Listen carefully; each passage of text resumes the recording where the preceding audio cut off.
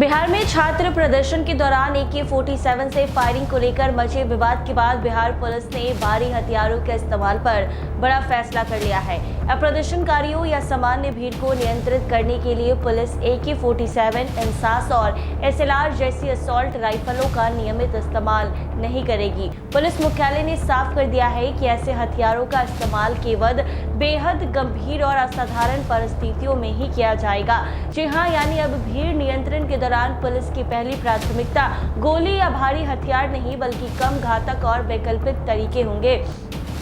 Assault rifle को केवल अंतिम विकल्प के तौर पर इस्तेमाल करने की अनुमति होगी। बता दें कि दरअसल बिहार पुलिस के इस नए निर्देश को सिवान में हुए छात्र आंदोलन के दौरान सामने आए AK-47 विवाद से जोड़कर देखा जा रहा है। जुलाई में प्रश्न पत्र लीक के विरोध में सिवान में छात्रों का बड़ा प्रदर्शन हुआ था। छात्र सड़क पर उतरकर परीक्षा व्यवस्था और प्रश्न पत्र लीक के खिलाफ विरोध जता रहे थे।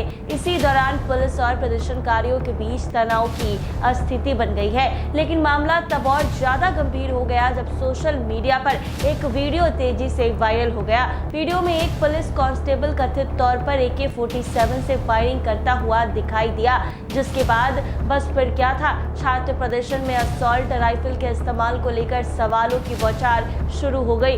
विपक्षी दलों और सामाजिक संगठनों ने सरकार और बिहार पुलिस की कार्रवाई पर सवाल खड़े कर दिए। जी हाँ, आपको बता दें कि उसके बाद सबसे बड़ा सवाल यही था कि आखिर छात्रों के प्रदर्शन और भीड़ नियंत्रण जैसी स्थिति में AK-47 जैसी भारी हथियार की जरूरत क्यों पड़ गई। इसके बाद मामले ने राजनीतिक और प्रशासनिक दोनों स्तरों पर तूल पकड़ लिया। विवाद बढ़ने के बाद सरकार की ओर से कार्रवाई की गई और सिवान के तत्कालीन SP पूरन कुमार झा को पद से हटा दिया गया।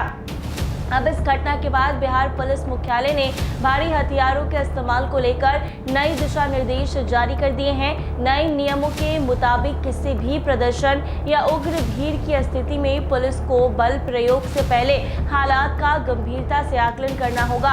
पुलिस कर्मियों को सबसे पहले ऐसे तरीकों का इस्तेमाल करना होगा जिनसे लोगों की जान को कम से कम खतरा हो। AK-47, इंसास और SLR जैसी राइफलों को अब सामान्य भीड़ नियंत्रण के हथियार नहीं माने जाएंगे। इसका इस्तेमाल तभी किया जाएगा जब स्थिति पूरी तरह से नियंत्रण से बाहर हो और पुलिस कर्मियों या आम लोगों की जान को तत्काल गंभीर खतरा हो। यानी भारी हथियार अब पहला नहीं बल्कि आखिरी विकल्प होंगे।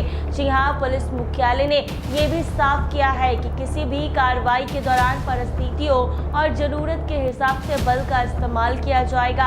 आवश्यकता से अधिक शक्ति का प्रयोग नहीं किए जाना चाहिए। सिवान की घटना को लेकर बिहार सरकार ने सुप्रीम कोर्ट के सामने भी अपना पक्ष रखा था और इसके बाद राज्य सरकार की ओर से बताया गया कि प्रदर्शन के दौरान स्थिति काफी तनावपूर्ण हो गई है और भीड़ ने एक पुलिस कांस्टेबल को घेर लिया था। सरकार के मुताबिक कांस्टेबल ने अपनी असॉल्ट राइफल से 4 राउंड फायरिंग की थी और उसके बाद हालांकि सरकार ने यह भी स्पष्ट किया था कि फायरिंग हवा में की गई थी और इस घटना में किसी व्यक्ति को गोली लगने या घायल होने की कोई जानकारी नहीं थी। सरकार की ओर से सुप्रीम कोर्ट में यह भी कहा गया था कि पुलिस ने प्रदर्शनकारियों के खिलाफ संयम से कार्रवाई की है और जरूरत से ज्यादा बल का इस्तेमाल नहीं किया गया है। लेकिन विपक्ष इस कार्रवाई से संतुष्ट नहीं था और सिवान की घटना के बाद नेता प्रतिपक्ष तेजस्वी यादव ने छात्र आंदोलन और पुलिस कार्रवाई के मुद्दे को लेकर सरकार के खिलाफ मोर्चा खोल दिया।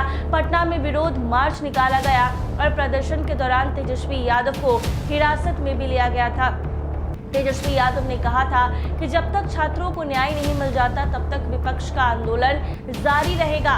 ऐसे में विपक्ष ने प्रश्न पत्र लीक, बेरोजगारी, परीक्षा में पारदर्शिता और छात्र हितों को लेकर सरकार को घेरा है। विपक्ष का आरोप था कि छात्रों की समस्याओं को गंभीरता से सुनने के बजाय उनके आंदोलन को दबाने की कोशिश की गई है। वहीं सरकार की दलील थी कि कानून व्यवस्था बनाए रखना पुलिस की जिम्मेदारी है और हालात के अनुसार कार्रवाई भी हो गई है। अब बिहार पुलिस के नए दिशा निर्देश के बाद एक बात साफ है कि प्रदर्शन और भीड़ नियंत्रण के दौरान पुलिस की कार्रवाई पर जवाबदेही पहले से अब ज्यादा होगी। हर पुलिसकर्मी को ये ध्यान रखना होगा कि किस परिस्थिति में कितना बल जरूरी है और कब किसी हथियार का इस्तेमाल वास्तव में करना है। भारी हथियारों का अंतिम विकल्प बनाए जाने का ये फैसला इसीलिए भी अहम है क्योंकि बिहार में छात्र आंदोलन, राजनीतिक प्रदर्शन और सामाजिक विरोध के दौरान पुलिस कार्रवाई को लेकर अक्सर सवाल उठते रहते हैं। अब सवाल ये है कि क्या कागज पर जारी हुए ये नए निर्देश जमीन पर उसी सख्ती से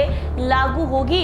क्या भविष्य में किसी छात्र आंदोलन या बड़े प्रदर्शन के दौरान पुलिस पहले संवाद और काम घातक तरीकों का सहारा लेगी? और सबसे बड़ा सवाल, सिवान जैसी घटना दोबारा होगी या बिहार पुलिस के नए नियम ऐसी घटनाओं पर लगाम लगाने में कामयाब होंगे? अब नजर इसी बात पर रहेगी कि बिहार पुलिस इन नए दिशा निर्देश को जमीन स्तर पर किस तरह लागू करती है और आने वाले दिनों में प्रदर्शन, आंदोलन और हिंसक हालात के दौरान पुलिस की कार्रवाई कितनी पारदर्शी और जवाबदेह साबित होती है। ऐसे ही तमाम अपडेट्स के लिए बने रहे NBC 24।